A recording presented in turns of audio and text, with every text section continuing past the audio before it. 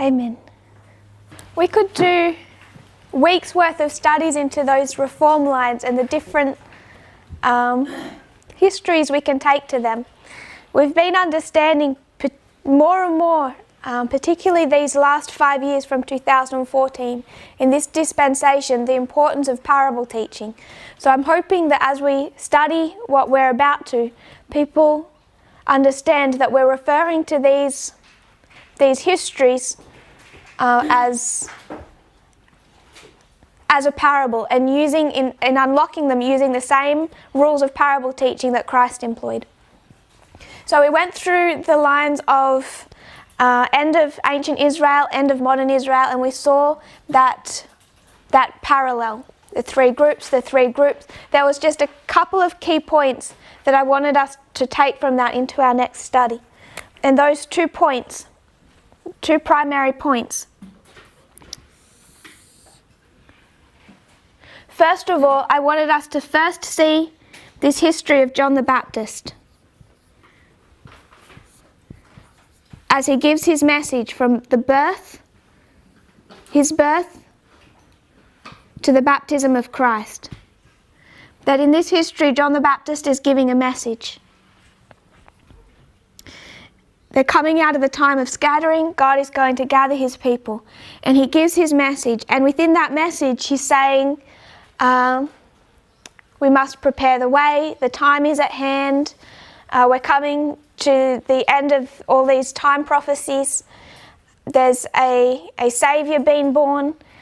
All of which is correct and true. But he has some misconceptions that he's taken from the church of that day, from the Jewish synagogues and the Pharisees.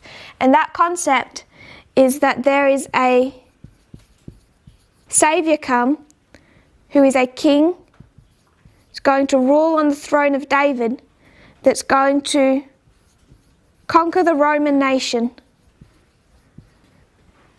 and essentially make the glorious land the leaders of the free world. So instead of, in his message, he is focusing on the errors of the Jewish nation. He sees the issues within the church of his day, but he still has this message primarily focused against the Romans. There is a switch where you go from the first messenger to the second, and we read quotes that referenced that, how John recognized that as Jesus began to fulfill his mission, that the people's attention and understanding had to turn from following John's voice to following Christ's voice. And I just want to call that the imprisonment of John. John's imprisonment and death. And this really is the beginning of when Jesus begins to work. He has been seen in this history. I want us to see that he has been seen here. You have the Samuel Snow's letters in this history. But now, here where we would mark July 21, Samuel Snow giving his message, you see the formal beginning of that work of the second messenger. From the time Jesus begins his work to the cross, he's preparing the disciples. And increasingly in this history, it begins to be recognized that Jesus is not fulfilling all the expectations of John the Baptist or the expectations of the disciples that they've learnt from John the Baptist.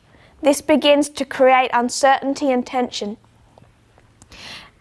And even though Jesus prepares them for that, many of them come to this point still expecting Jesus to conquer the Romans and be a king. And when, first of all, it all begins in the upper room at the foot washing. It's in the upper room of the foot washing that Jesus gets down on his knees and demonstrates what it looks like to be part of his kingdom. It isn't this dictatorial, sought-for position as leaders that he's calling the disciples to accept. Even though they loved Jesus and his message, they were still expecting to be at his right hand as he sits on the throne of David. They don't understand what they're being called to do. And here at the upper room with the foot washing, they begin to see the humility of Jesus and how he intends to serve the people. And while for the disciples this surprises them, it chiefly hits the heart of Judas. And it's Judas who realizes here at the foot washing that this is really not going to happen. This kingdom is not going to be set up the way he wants it to be set up unless he bypasses Jesus and forces Jesus to become a king. And it's here that Judas separates. And the other disciples, as they go through this experience of Gethsemane and finally, just before the cross when Jesus is taken captive, they run away. And Jesus has warned them that this is about to take place. So we have a couple of different layers to this reform line. We can see Jesus as the messengers in this time period, that God has raised up people just the way he raised up John the Baptist with a message. So you can see him representing this message, but you can also see Jesus as representing the movement, the true movement. So you come to this history and you have a division, two sides with a different prophetic understanding of what the kingdom looks like. And it's here that is the separation and the crisis, the greatest separation and crisis that ever faced that early church. And we know this is the history from the cross to Pentecost. So we bring that into our reform line.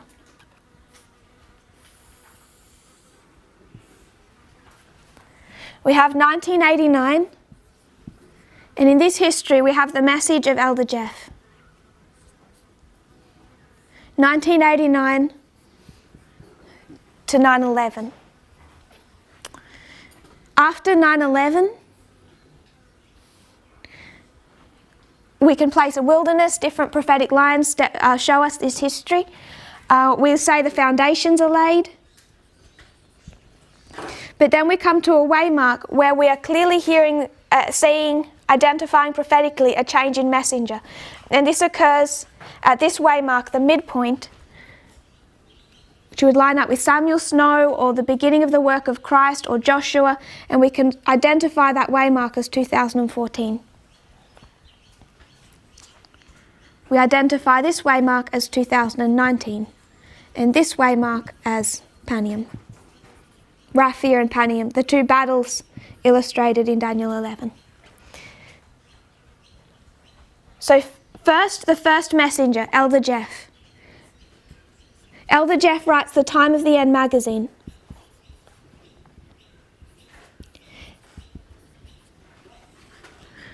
We go through this history, and already between 9/11 and 2014, you're already identifying the second messenger.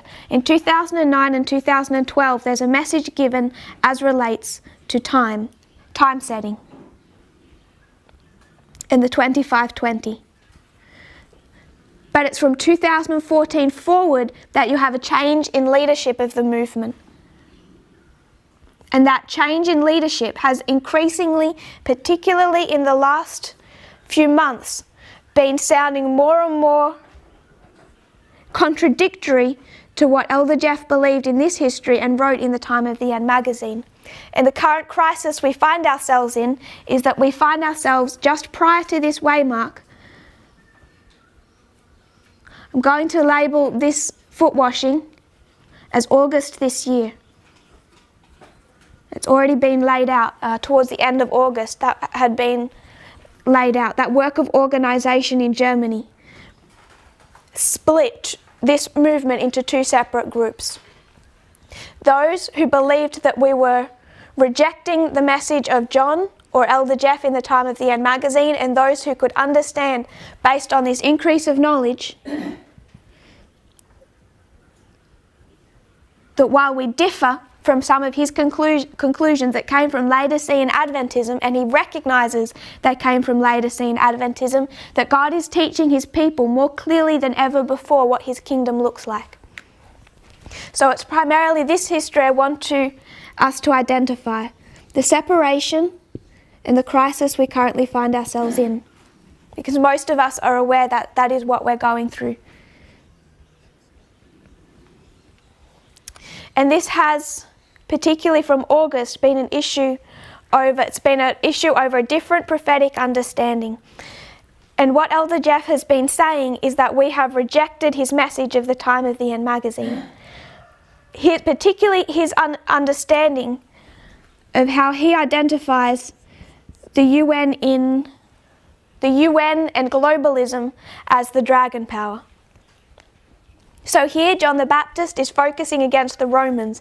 They're his key enemy that he expects Christ to destroy, not realizing that Christ's message all the way along is focusing about the destruction of the glorious land, not the Roman Empire.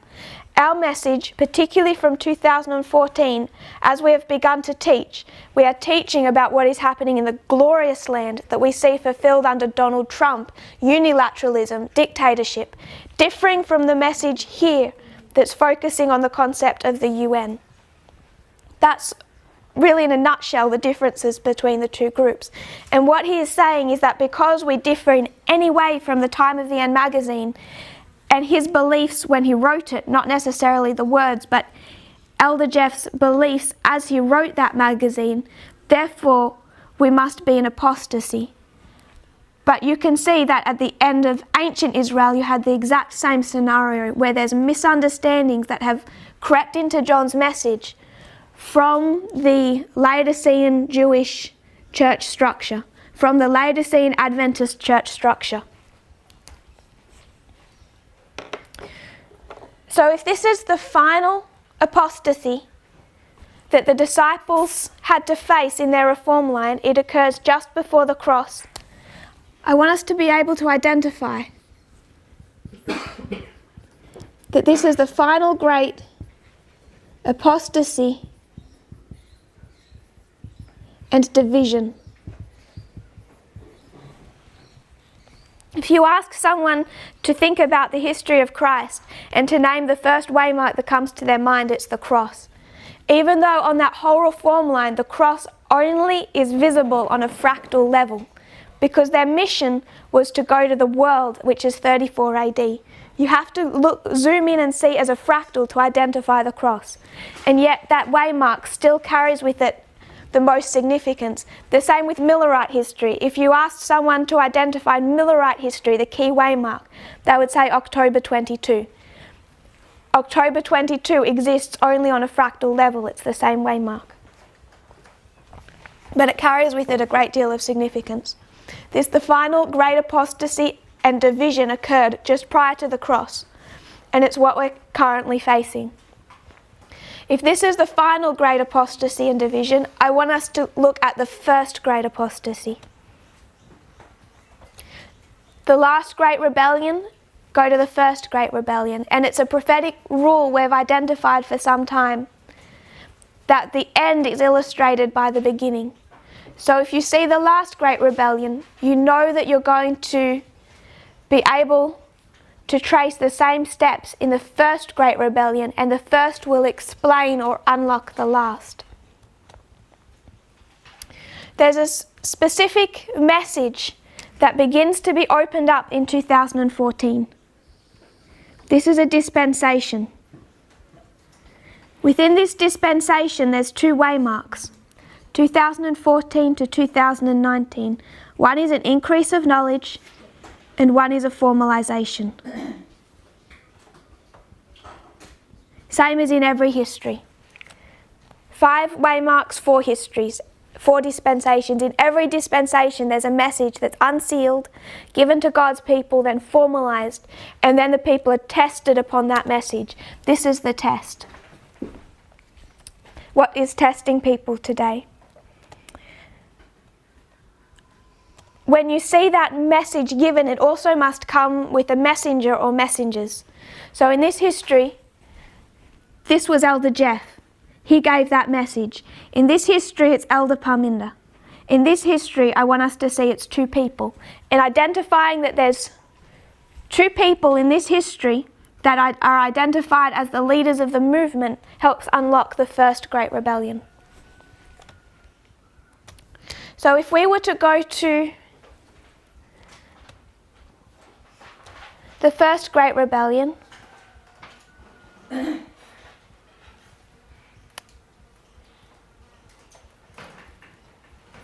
just find that.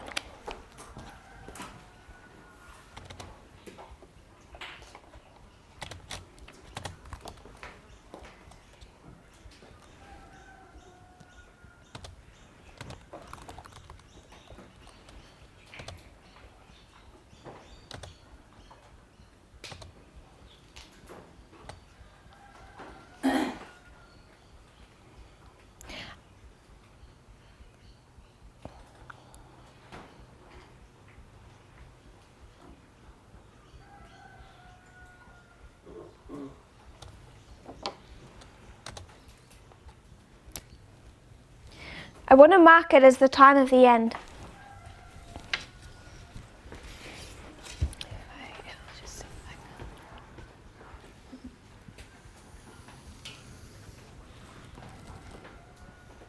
I'll just call it the beginning. From the beginning, if we were to go back to the first Great Rebellion, at the beginning, in heaven, how many leaders do you have? 2. You have 2. You have the Father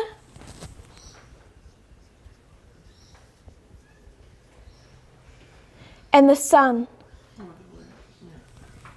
So you have 2 leaders at the very beginning. Are these leaders equal? Yeah. We're going to go to some quotes. SR 13.1. I might put them over here. SR 13.1. Lucifer in heaven before his rebellion was a high and exalted angel, next in honour to God's dear Son. His countenance, like those of the other angels, was mild and expressive of happiness, his forehead high and broad, showing a powerful intellect. His form was perfect, his bearing noble and majestic. A special light beamed in his countenance and shone around him brighter and more beautiful than around the other angels. Yet Christ, God's dear Son, had the preeminence over all the angelic host. He was one with the Father before the angels were created. So from before the angels are even created, you have the Father and the Son in equality. And we find in heaven there is peace.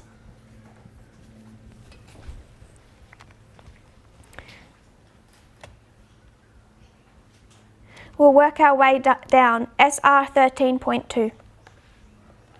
The great Creator, this is the Father, he assembled the heavenly host, that he might, in the presence of all the angels, confer special honour upon his Son.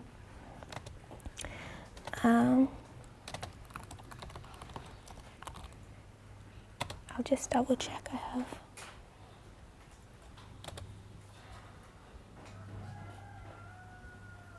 Okay, we'll go to a different quote. We'll come back to SR. First Spiritual Gifts 17.1. First Spiritual Gifts 17.1. The Lord has shown me that Satan was once an honoured angel in heaven next to Jesus Christ. His form was perfect, he had a noble, majestic bearing. I saw that when God said to his Son, "Let us make man in our image," Satan was jealous of Jesus. He wished to be consulted concerning the formation of man. He was filled with envy, jealousy, and hatred. He wished to be the highest in heaven, next to God, and receive the highest honours. Until this time, all heaven was in order, harmony, and perfect subjection to the government of God. So at the beginning, the Father and the Son were equal, and there was peace in heaven. But did Satan know that the Son was the equal of the Father? No. It comes as a surprise to him. Satan does not know that the Son is equal to the Father. But it reaches a tipping point when Christ goes into a meeting with the Father. When God says to Jesus, "Let's make man in our image," this makes Satan jealous. He thought that he should be the one brought into communion with God and consulted. So there is a meeting. What you have is these two people, God the Father and the Son, these two beings, beginning to work together. And they go into working together in a way that is found to be secretive. Because Lucifer isn't allowed to participate in that work. He's separate. It's the Father and the Son that are discussing. Until this point in time, there had been peace, order, harmony. And then this meeting. Now you have the beginning of jealousy. And from this point in time, there begins to rise up a rebellion.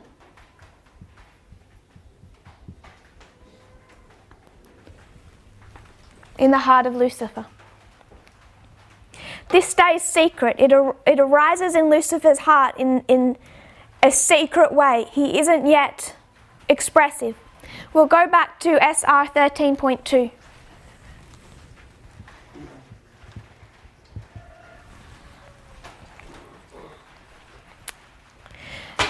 The Father knows what's arising in the heart of Lucifer.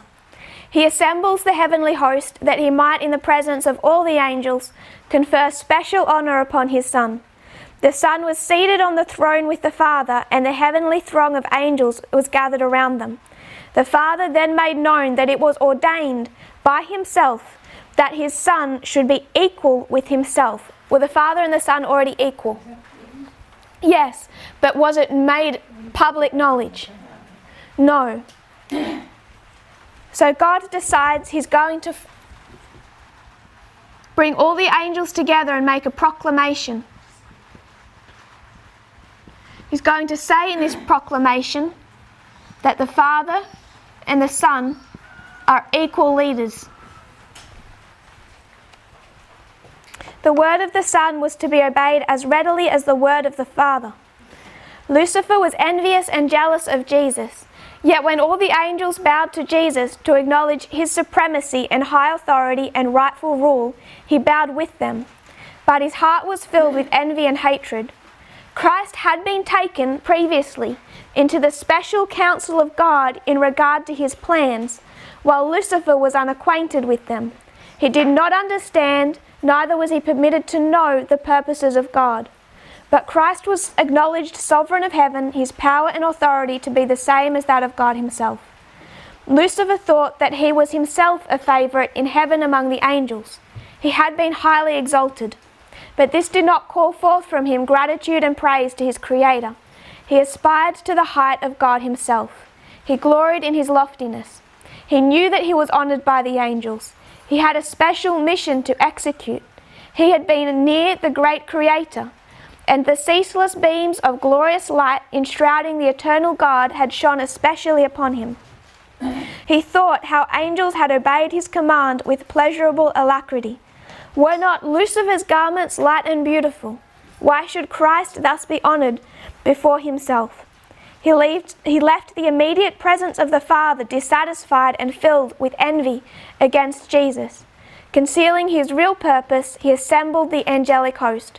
He introduced his subject, which was himself. As one aggrieved, he related the preference God had given to Jesus to the neglect of himself.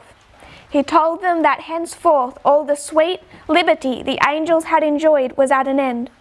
For had not a ruler been appointed over them, to whom they from henceforth must yield servile honour? He stated to them that he had called the angels together to assure them that he, Lucifer, no longer would submit to this invasion of his rights and theirs. Never would he again bow to Christ. That he would take the honour upon himself, which should have been given to him, and he would be the commander of all who would submit to follow him and obey his voice. There was contention among the angels. Lucifer and his sympathizers were striving to reform the government of God. They were discontented and unhappy because they could not look into his wisdom and ascertain his purposes in exalting the Son. So at the beginning, they are equal, but it is not visible, publicly visible, and there is peace in heaven. It begins to be made publicly visible when God decides to create the earth, and he brings Jesus with him, and the two consult. As they're consulting, this makes Lucifer unhappy because he doesn't understand why Jesus should be treated as an equal instead of himself. This rebellion is allowed to develop in his heart until this proclamation. God assembles all the angels together and makes it a public statement that the Father and the Son have equal authority, equal in leadership. This creates an immediate rebellion, open rebellion. Satan assembles all the angels and tells them he will not submit to this government. You can either come under his leadership, which he says is the true leadership that has been ignored or bypassed by the Father, or you can side with the Father and the Son. This is the choice Lucifer gives to the angels. In this history of open rebellion, this leads to war in heaven.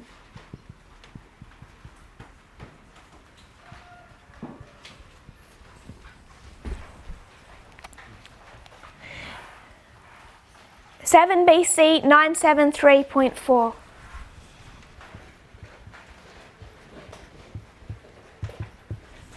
Seventh Bible Commentary 973.4.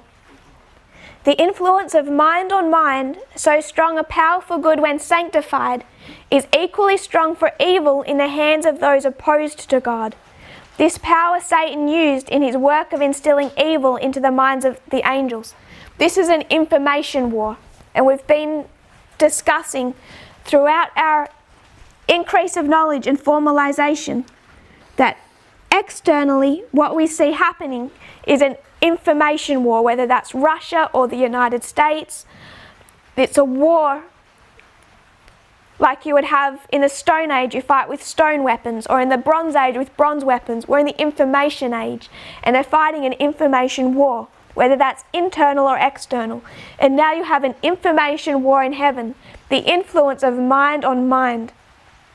As the anointed cherub, Lucifer had been highly exalted. He was greatly loved, and his influence over the angels was strong. So I want us to note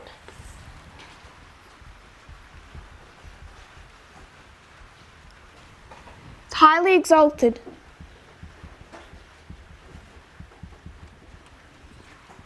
Great influence. And what was the third? Love. Greatly loved by the angels. Angels that were loyal and true to God sought to reconcile Lucifer to the will of the Creator. They justified the act of God in conferring honor or equality upon the Son.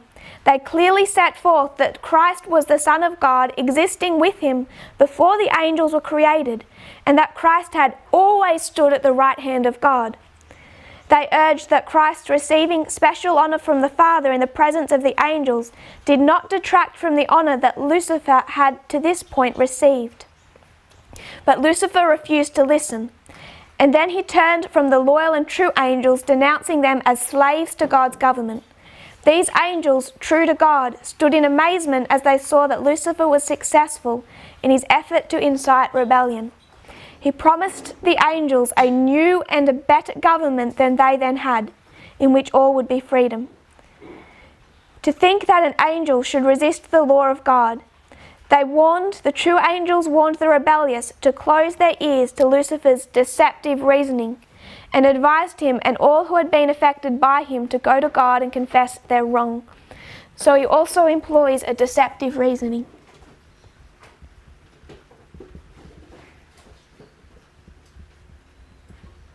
An information war, which we've already laid in the public record as being demonstrated, particularly with conspiracy theories and disinformation. And there was contention with the angels, Satan and his affected ones, who were striving to reform the government of God, wished to look into his wisdom to ascertain his purpose. They rebelled against the authority of the Son of God. So who are they truly rebelling against, the Father or the Son? The Son. Lucifer, the covering cherub, desired to be the first in heaven. Therefore he misrepresented God, attributing to God the desire for self-exaltation, when his own evil characteristics he sought to invest the loving Creator. So Lucifer is going to attribute to God the desire for self-exaltation.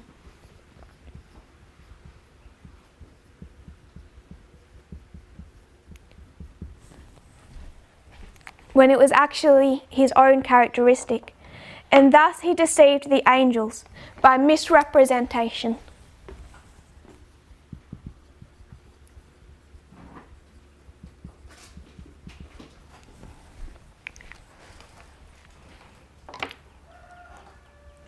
Thus it was that Lucifer, the light bearer, the sharer of God's glory, the attendant of his throne, by transgression became Satan the adversary. So he's known as Lucifer, which means the light bearer.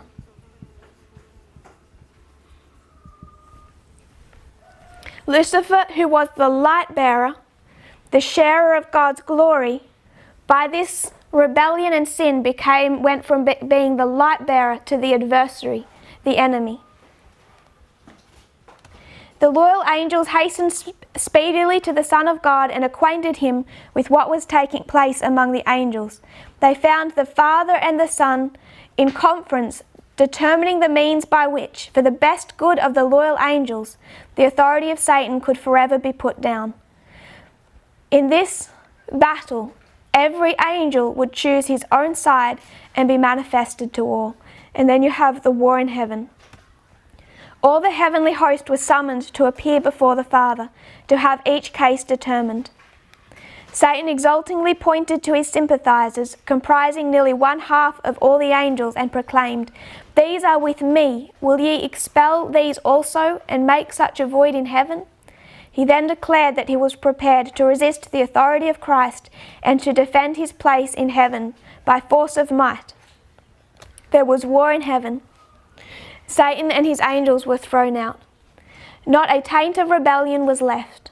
All was again peaceful and harmonious as before. Angels in heaven mourned the fate of those who had been their companions in happiness and bliss. Their loss was felt.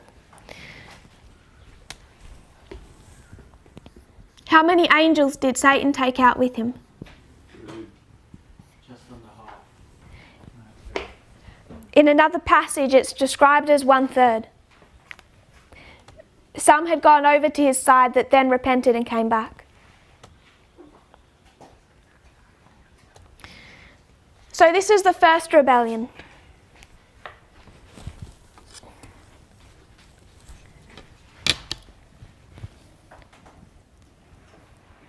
We work on the principles of parable teaching, the same ones that Jesus employed. I want to make a point.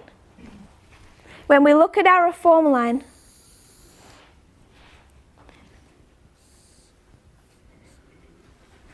we see 1989, 9/11, 5 key waymarks. Do the line of the priests, 2014, 2019, Parminder. And in each of these dispensations, a repeating pattern. In the first dispensation, this first history, it was Elder Jeff. What do we call the history before 1989? If there's darkness, what do you need? Someone bearing light. Elder Jeff. The light bearer comes into play. 1989 to 9/11, you have a messenger giving a message. 9/11 to 2014, we can identify those waymarks externally and internally. In this history, who do you have?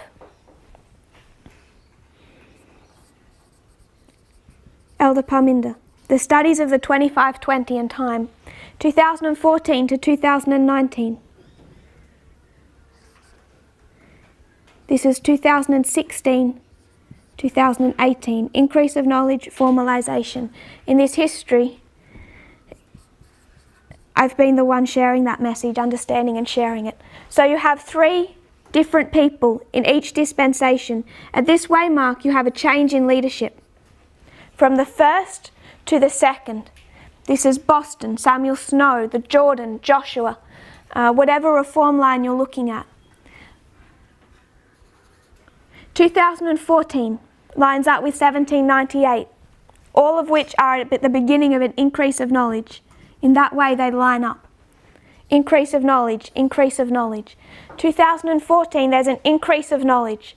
That increase of knowledge, we might discuss 2016 and what begins to be understood there, and that what is put into the public record in October 2018, October 3 particularly. And then in this history it's understood that what we are seeing is not one leader from 2014 to 2019, but 2.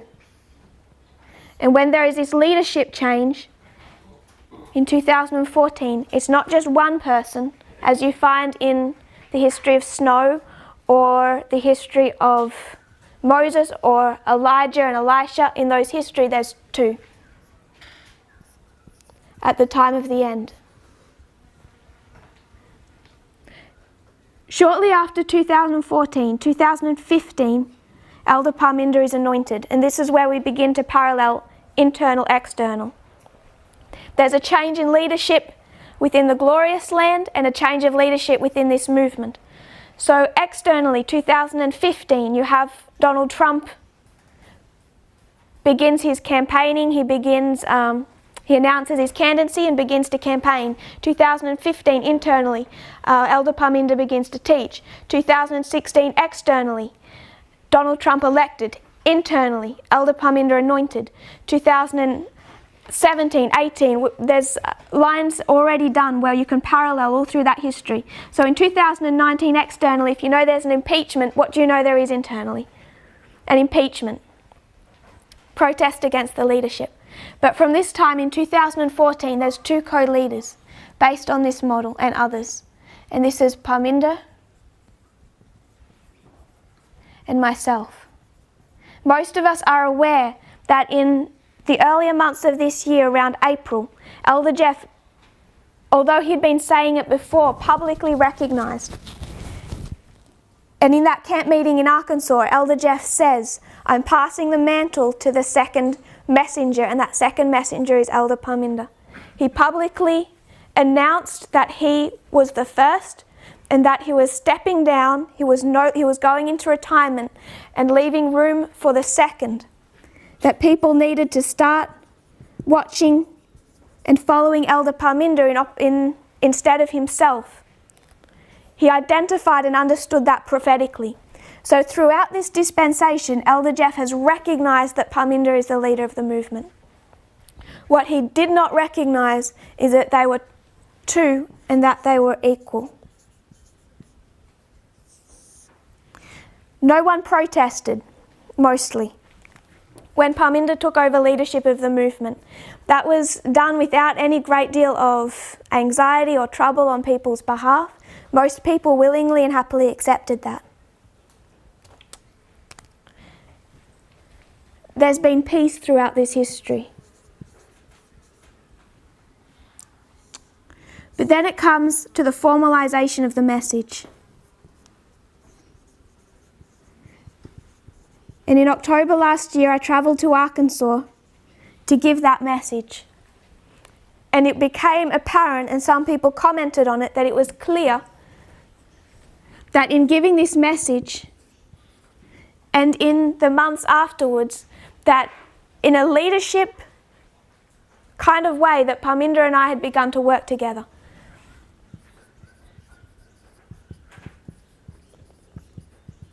as that message was shared, and my position within the movement became, for some people, confusing.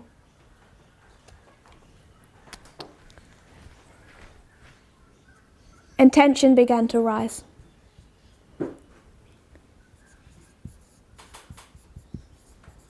Elder Jeff has recently said that he decided of his own, he made his own decision that from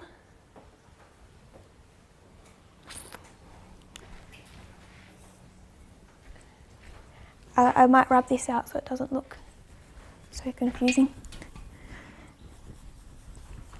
That from the giving of that message in October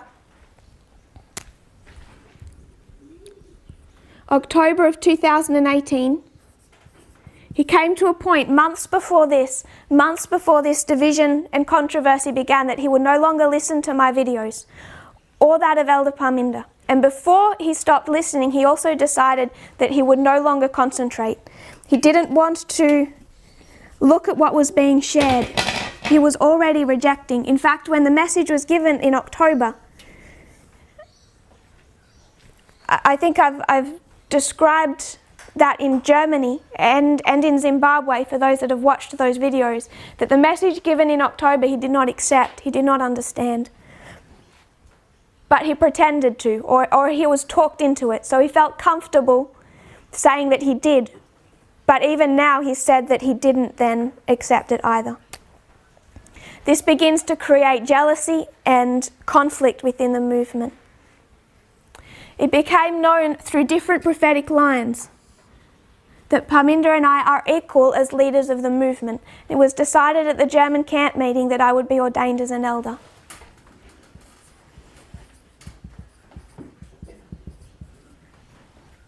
And it will be shown prophetically that we are equal leaders. This ordination occurred on August 31st this year. This is at the German camp meeting.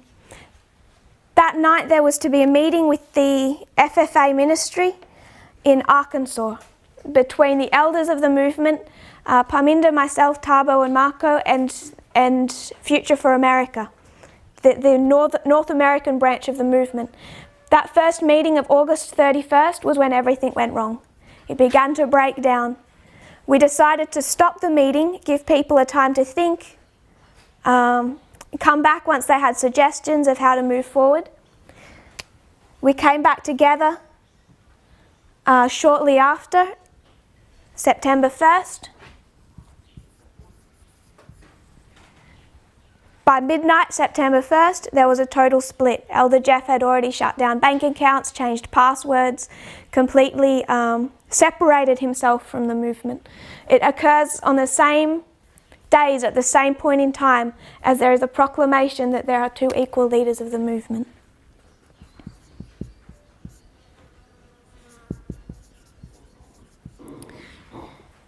Now the rebellion is open. Since then, he has been putting out videos saying all people must choose a side, his government or our government. And I named really the key argument behind that, his understanding that we're in the message given in this 2014 to 19 time period, primarily from October last year to now, we are not completely fulfilling his understanding in this history. And he says that because we have not, we are in rebellion to him. But in 1989, he is the one that begins to open up our understanding of line upon line. And if he would only consult the line that most closely mirrors ourselves, our own reform line, he would see that that has already been understood prophetically in the message of John. So from August to the beginning of September this year, there's a proclamation made that in the government of the movement, there are two equal parties. And on the same day, the movement begins to split. On the following day, it's made official, and people must choose which side they stand on. That North American branch or co-leaders of the movement that God has not stopped leading in the last 30 years. And this has created a war in the movement.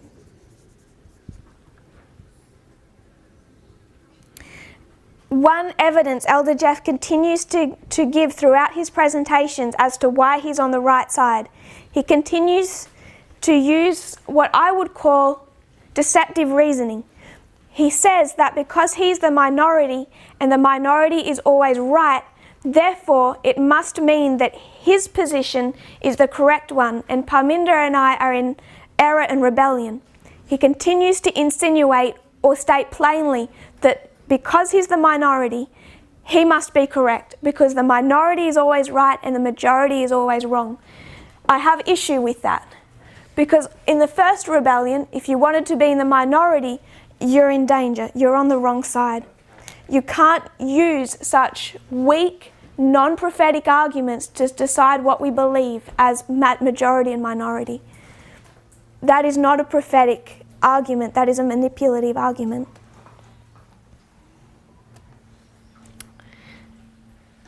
Elder Jeff was the light bearer. He was highly exalted. He had a great deal of influence. He was greatly loved. He has employed deceptive reasoning. All of it comes from this point in time, from October 2018. Lucifer was greatly exalted. He was perfect. In his perfection, God looks at him and says, I'm going to test you. He comes to a point where God decides it's time for him to be tested. He failed that test. In the message given in this dispensation, when he's struggling to understand the message given by the second messenger, in this dispensation, Elder Jeff was tested and he failed. Because of that, we have war in the movement, all of which can be understood prophetically with parable teaching. But in his videos, he will not employ the very methodology he opened up in 1989. He will not employ line upon line studies to justify his rebellion. And now you have a split within the movement. I want to make a couple more points before we close. What Elder Jeff has said.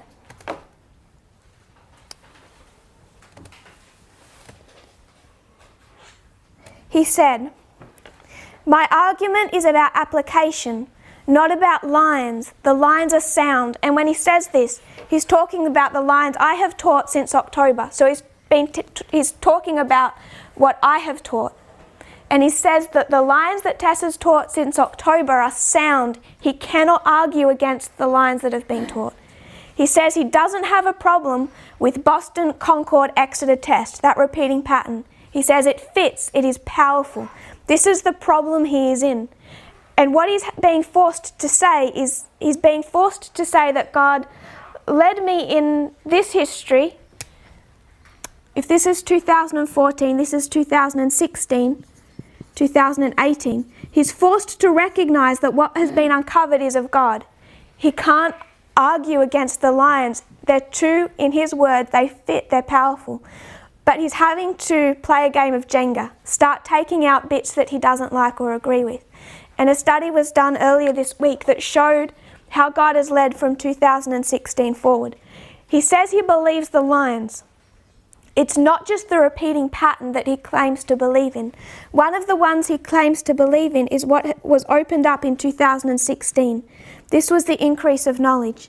In 2016, Acts 27 is opened up, and it's shown to be the path of two ships. These ships are giving different facets, but both explaining the course of the United States and Adventism. The United States and Adventism. One ship taking us from 1989 and opening up this history. Another ship takes us from 1798. And it shows how externally and in the United States and internally within Adventism that you have this this parallel between internal and external. So Elder Jeff claims to believe this.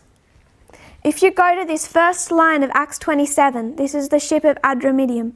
You see 1989 Caesarea, Sidon is 911. Then you come to Cyprus. Cyprus is the midnight cry. And Myra, the shut door. If Cyprus is the midnight cry, which is what was laid out and he has so far assented to. What do you find at Cyprus? What's the issue with Cyprus in the New Testament church? The problem is that there is an external and an internal false prophet or false message. So from this point in time, you have a false prophet or a false message. You have that externally and you have that internally. And it's identifying that this is a characteristic of the midnight cry. I want to give another characteristic, this time from the Ship of Alexandria, the second reform line. It also identifies the same waymark, but what is its characteristic? Time. And you can see at that point in time, at that waymark, they calculate the distance they are from shore. There's time, and within that calculation, it represents the 2520. So a couple of things that Elder Jeff has taught that I want to quickly show how we can refute them based on reform lines. The first that he's said is that in this history of the repeating pattern, what I have taught is that it is a characteristic of this formalization.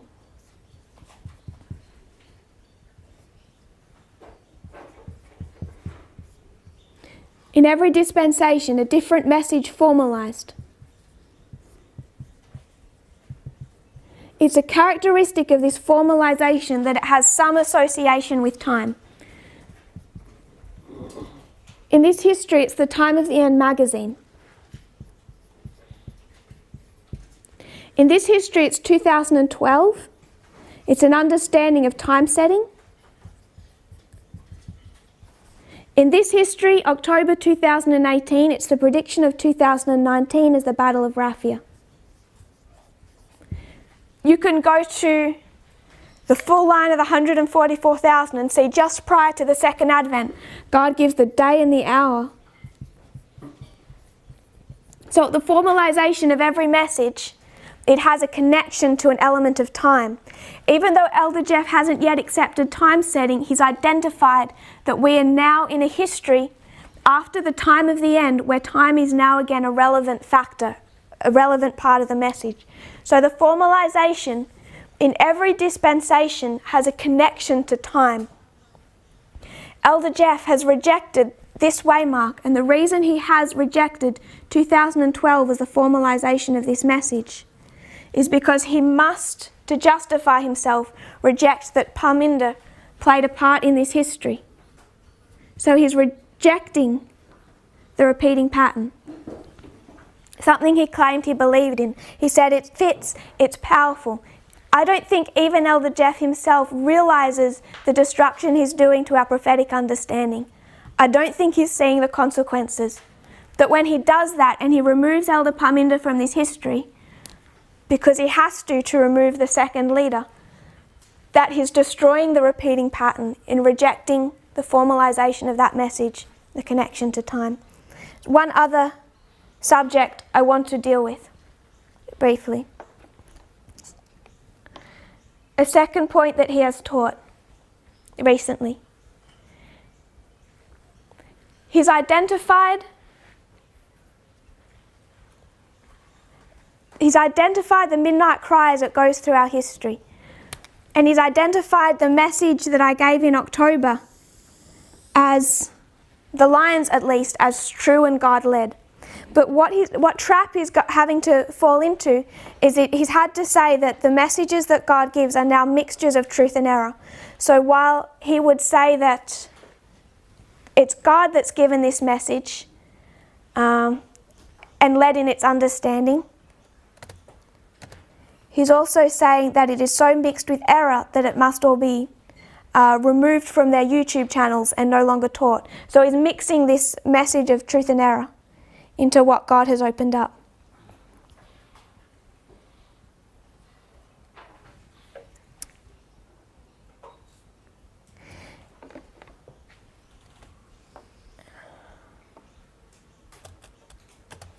I'll just look up a quote. What he is saying is that what I have taught for the last year has been fanaticism, and that he must now come and deal with that fanaticism. So I just want to deal with this history, 2014 to 2019. That there is an increase of knowledge in 2016. Formalisation in 2018. On our reform line, we call this the midnight cry. And he says that this giving of this message in 2018 in October is a mixture of truth and fanaticism, and that because of that he has been raised up now, just prior to the shut door, that he has been raised up now to deal with the fanaticism that I gave in 2018 and gave throughout this history. That's his model. Problem is, go to the line of the Millerites. This is the line of the Millerites. 2014 is what waymark? July 21, Boston. 2016, the camp meeting at Concord. 2018 is Exeter. And if we went to the Great Controversy,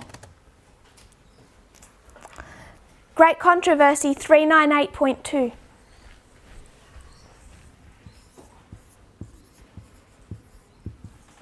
Great Controversy 398.2.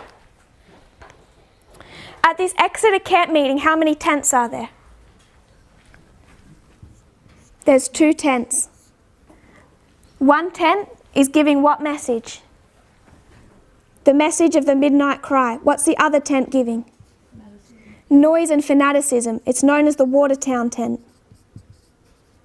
So there's 2 tents at the midnight cry in Millerite history. One is giving the message of Samuel Snow. One is giving a message of fanaticism. Great Controversy. It was not the proclamation of the Second Advent that caused fanaticism and division. These appeared in the summer of 1844, where we would mark 9/11, where Adventists were in a state of doubt and perplexity concerning their real position. The preaching of the first angel's message and of the midnight cry tended directly to repress fanaticism and dissension. Those who participated in these solemn movements were in harmony. So in Millerite history, there's 2 tents at the midnight cry. One is giving the correct message, one is in fanaticism. And this midnight cry predicts October 22, the close of probation. October 2018, what must there be? 2 tents. Which tent predicted November 9, 2019? This tent. The tent you're in now. I predicted it. And everyone accepted that. So Elder Jeff is saying it's this tent, the tent that gives the message, that predicts the date, that is in fanaticism, and he must here deal with it. But if you go to Millerite history, that's not the case. It's a separate tent, and the midnight cry does not bring with it fanaticism. Instead, it represses fanaticism and dissension. And what has Elder Jeff been saying? He's saying that he has been repressed in this history. He has felt repressed. He said Theodore has been repressed, who many of you are acquainted with, and certain messages that were coming out of Africa in that time have been repressed.